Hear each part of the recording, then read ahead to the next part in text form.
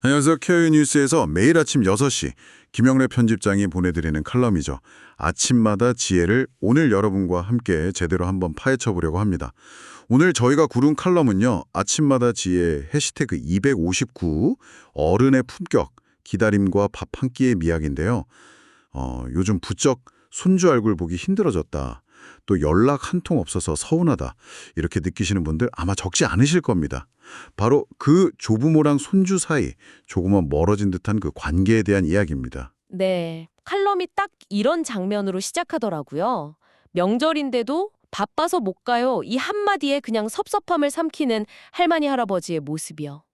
근데 이게 비단 우리만의 이야기는 아닌가 봐요. 워싱턴 포스트에도 비슷한 할머니 사연이 실렸다고 하니까 자식이나 손주를 향한 그리움은 정말 만국 공통의 감정인 것 같습니다. 맞아요. 근데 이 칼럼은 그냥 서운하다, 슬프다 여기서 그치지 않고요. 이 감정을 어떻게 어른의 품격으로 바꿀 수 있는지 아주 현실적인 방법을 제안하고 있어서 흥미로웠습니다. 맞습니다. 이건 단순히 한두 집안의 문제가 아니고요. 시대가 변하면서 가족 관계를 맺는 방식 자체가 근본적으로 달라지고 있다는 신호로 봐야 합니다. 관계 맺는 방식의 변화요? 네, 그래서 오늘 이 칼럼을 통해 우리가 던져봐야 할 진짜 질문은 이거 같아요. 이렇게 모든 것이 빠르게 변하는 시대에 진정한 어른의 역할이란 뭘까? 우리는 어떤 모습으로 존재해야 할까? 이 질문을 딱 염두에 두고 칼럼을 하나씩 뜯어보면 훨씬 더 깊은 이야기가 보일 겁니다. 좋습니다. 진정한 어른의 역할. 그럼 첫 단추부터 한번 꿰어보죠. 칼럼이 가장 먼저 강조하는 게 감상에 젖어 있지 말고 냉정하게 현실부터 보자는 거였어요. 네네. 그 현실의 배경으로 두 가지를 짚어주는데 첫째는 효라는 개념이요. 예전처럼 절대적인 의무가 아니라 이제는 개인의 행복이랑 균형을 맞춰야 하는 가치가 됐다는 것. 그렇죠. 그리고 둘째는 이게 또 과학적인 건데 뇌과학적으로 봤을 때 청소년기는 원래부터 부모나 조부모보다 자기 자신하고 친구들한테 온통 관심이 쏠리는 시기라는 거죠. 바로 그 두 가지가 핵심적인 출발점입니다. 하나는 사회적인 변화, 또 하나는 과학적인 사실인 거죠. 네. 이 두 가지를 합쳐서 보면 요즘 애들이 버릇 없어서가 아니라 시대도 변했고 아이들의 뇌 발달 과정상 그럴 수밖에 없구나 하고 이해의 실마리를 찾게 되는 겁니다. 이걸 인정하지 않으면 모든 게 원망으로 이어지기 쉽거든요. 내가 어떻게 키웠는데 나한테 이럴 수 있어 이런 생각에 갇히게 되죠. 그 말씀이 정말 와닿네요. 사실 머리로는 다들 바쁘니까 원래 저 나이 땐 친구가 전부지 하면서도 이 마음 한편으로는 서운함이 쌓이는 게 사실이잖아요. 물론이죠. 당연히 그렇죠. 조부모님들 입장에서는 나도 다 저 때 젖벗었는데 그래도 우리 땐 안 그랬다 이런 생각이 드실 수도 있고요. 이 머리하고 가슴의 간극을 메우는 게 참 어려운 일인 것 같아요. 당연히 어렵습니다. 감정적으로 어려운 게 당연하죠. 그래서 칼럼이 냉정하게 현실을 보라고 강조하는 거예요. 이건 감정을 누르라는 뜻이 아니고요.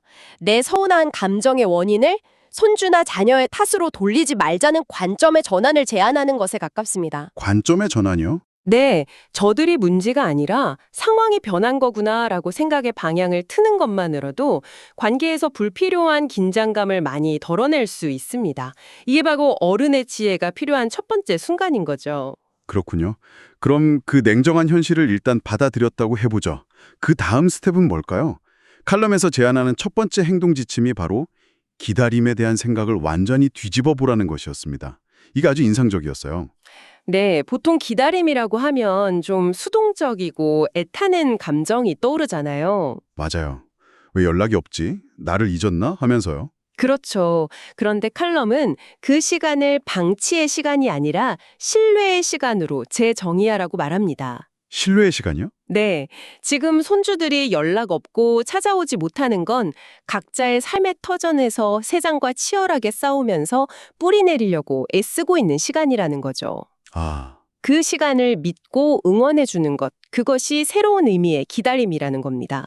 왜 안 오냐고 재촉하는 대신 언제든 와도 좋다는 마음으로 든든한 한 구처럼 있어주는 것. 아, 이게 심리학에서 말하는 정서적 안정기지 개념하고도 통하는 것 같네요. 정확합니다.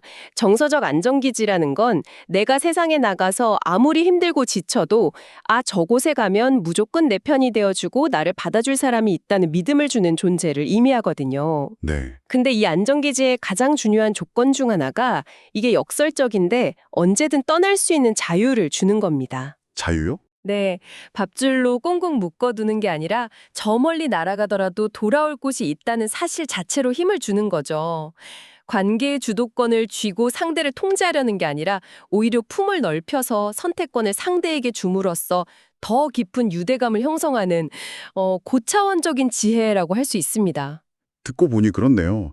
아이들 키울 때도 졸졸 따라다니는 것보다 넘어져도 스스로 일어날 수 있게 그냥 지켜봐 주는 게 더 중요하다고들 하잖아요. 그렇죠. 그게 성인이 된 손주들한테도 똑같이 적용되는 거군요. 나는 너를 믿는다는 무언의 메시지를 보내는 셈이네요. 맞습니다. 그리고 그 믿음은 결국 나는 괜찮다는 어른의 단단함에서 나와요. 아, 단단함. 네. 네가 연락하지 않아도 내 삶은 흔들리지 않아. 나는 내 삶을 잘 살고 있으니 너는 네 삶에 최선을 다하렴. 이라는 메시지가 전달될 때 아이들은 죄책감이나 부담감 없이 편안하게 자기 뿌리를 내리는데 집중할 수 있게 됩니다. 와, 기다림이라는 단어 하나에 이렇게 깊은 의미가 담겨 있을 줄은 몰랐습니다. 그런데 그 정서적 안정기지라는 게 말은 좋은데 눈에 보이지 않는 믿음을 대체 어떻게 전달할 수 있을까요? 네, 그게 문제죠. 여기서 칼론이 정말 무릎을 탁 치게 만드는 아주 구체적이고 현실적인 두 번째 방법을 제시하죠. 네, 바로 밥심을 믿으라는 겁니다. 맞아요. 밥심. 복잡하고 어색한 대화보다 따뜻한 밥 한 끼가 훨씬 더 강력할 수 있다는 거죠. 그렇죠. 요즘 힘든 일 없니? 무슨 고민 있어? 이렇게 직접적으로 물어보면 젊은 세대는 오히려 입을 더 굳게 닫아버릴 때가 많잖아요. 네, 부담스러워하죠. 그걸 간섭이라고 느끼기도 하고요. 근데 컬럼은 그 대신 오늘 엄마가 갈비찜 해놨는데 와서 밥이나 먹고 가. 이 투박한 한마디가 100마디 말보다 낫다고 이야기합니다. 이 지점이 세대 간 소통 방식의 핵심을 찌릅니다. 젊은 세대에게 필요한 건 해결책이나 조언이 아닐 때가 많아요. 아, 그냥 내 이야기를 들어주고 내 존재 자체를 인정해주는 것만으로도 충분할 때가 많죠. 음식은 바로 그 역할을 아주 훌륭하게 수행합니다. 네네. 밥상 앞에서는 구태여 많은 말을 할 필요가 없어요. 내가 좋아하는 반찬 하나 더 챙겨주고 밥그릇에 고기 한 점 더 올려주는 그 행위 자체가 나는 널 이만큼 생각하고 있고 어떤 상황에서도 네 편이야 라는 가장 강력한 지지와 사랑의 메시지가 됩니다. 생각해보니 정말 그렇네요. 저도 할머니 댁에 가면 괜히 냉장고부터 열어보게 되더라고요. 그렇죠. 뭔가 맛있는 게 있을 거라는 기대감. 그게 곧 내가 환영받고 사랑받고 있다는 느낌이었던 것 같아요. 냄새, 맛 같은 이런 감각적인 기억은 어떤 조언보다 훨씬 더 오래 가기도 하고요. 맞아요. 음식은 평가나 판단이 배제된 가장 원초적인 위로의 매개체입니다. 너 왜 그렇게 살았어? 라고 묻는 대신 그냥 따뜻한 국에 밥을 말아주는 거죠. 아, 그 온기를 통해 괜찮다, 다 괜찮다 하는 메시지를 온몸으로 느끼게 해주는 겁니다. 이건 정말 그 어떤 정교한 상담 기술로도 대체할 수 없는 우리네 할머니, 할아버지들만이 가진 강력한 무기라고 생각해요. 어른의 강력한 무기. 표현이 정말 멋지네요. 자, 그럼 정리해보면 첫째는 기다림을 신뢰로 바꾸고 둘째는 말 대신 밥으로 마음을 전하라는 거였어요. 네. 그리고 칼럼이 제시하는 마지막 세 번째 조언은 그 방향이 조금 다릅니다.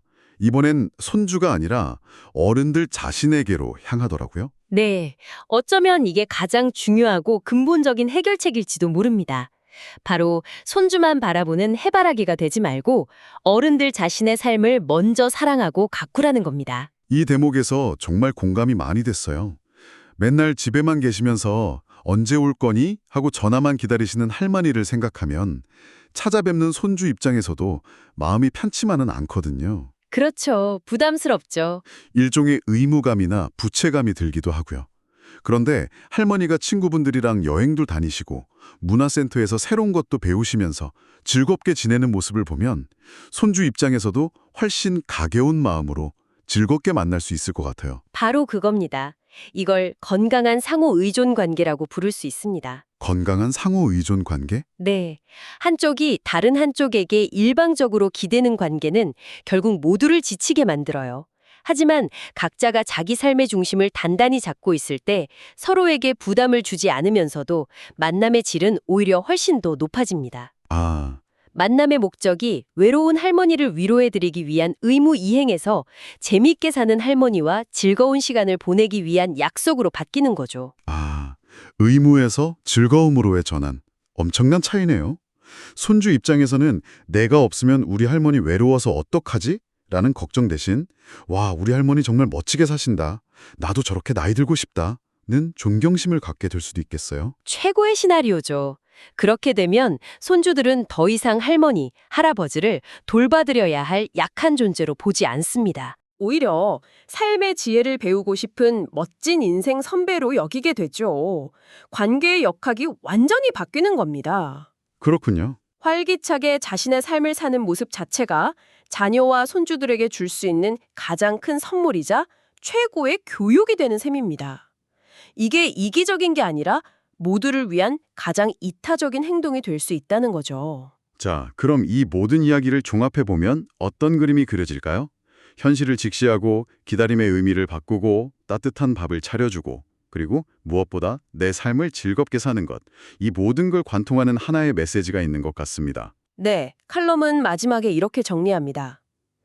결국 관계의 주도권은 더 넓은 품을 가진 사람에게 있다는 겁니다. 더 넓은 품을 가진 사람? 네. 서운하다고 토라져서 마음의 문을 닫아버리는 게 아니라 인생의 경험과 지혜가 더 많은 시니어 세대가 먼저 그 넓은 품을 보여주자는 거죠.